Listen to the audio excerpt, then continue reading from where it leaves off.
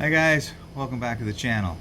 Is it possible to do 2-layer powder coat with the Harbor Freight powder coat gun? Let's find out. Stick around.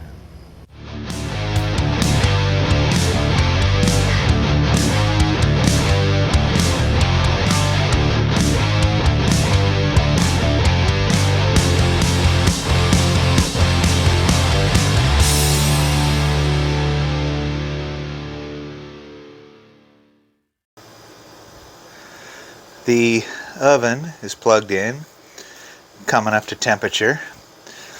Set it 207. It's approximately 400 degrees Fahrenheit. And the piece over here, I took a stainless dish, welded a piece of rod to it with a washer. That's the stand. It should make a good conductor. The tumbler itself, or the water flask, roughed it up with some red Scotch-Brite and then wiped it off with acetone.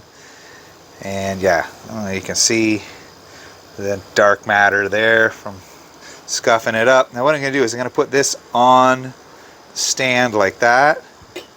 Okay, and then I'm going to tape around the bottom here with just regular automotive masking tape, and I got lots of room to put my ground clip. Now taped off the bottom, as you can see, to try to keep the powder from going up inside. Now just about set up here. I'm going to put the Dormant blue in the cup, put it on the gun, and then spray it. I'm not going to put a diffuser on the end. I'm going to try it without.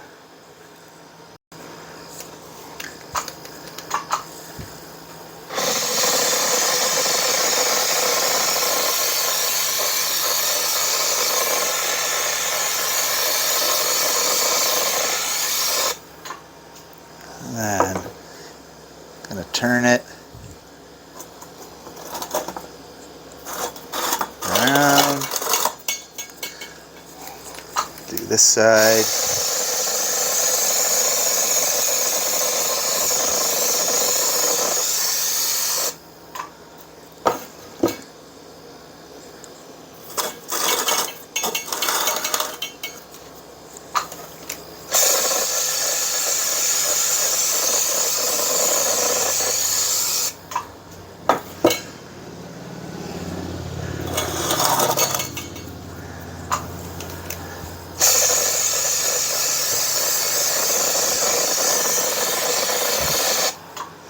There, I think it's coated. I'll give it a little better looking over and then throw it in the oven for 5 minutes at 400 degrees. Alright, looks like it's coated. Oven's up to temperature, and like I just mentioned, throw it in there for 10 minutes, or sorry, for 5 minutes. This powder only requires a half bake. It's kind of why I made the stand the way I did. Now I'll have to put some gloves on to get this out though, and put that in there, and then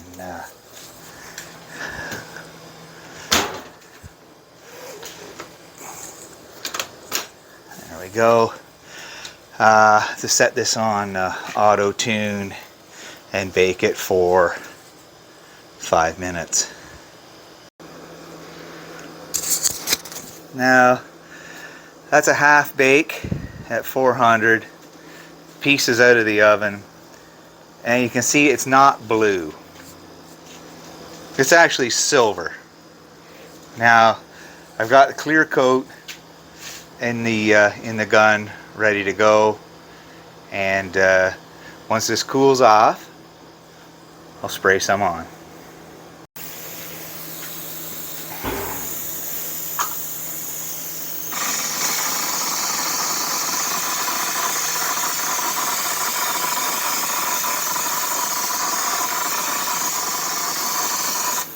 Same thing as before. I'm going to rotate the piece. And actually that's sticking. I haven't even got the ground turned on, and it's sticking. So let me hook up the ground, and maybe because the piece is hot, that's sticking so well. Let me turn the machine on here now. Oh yeah, that's sticking right on there. Let me turn it again. Sorry if we've got some bad shots here. There's a little bare spot over on this side. Oh yeah, it's covering up real nice.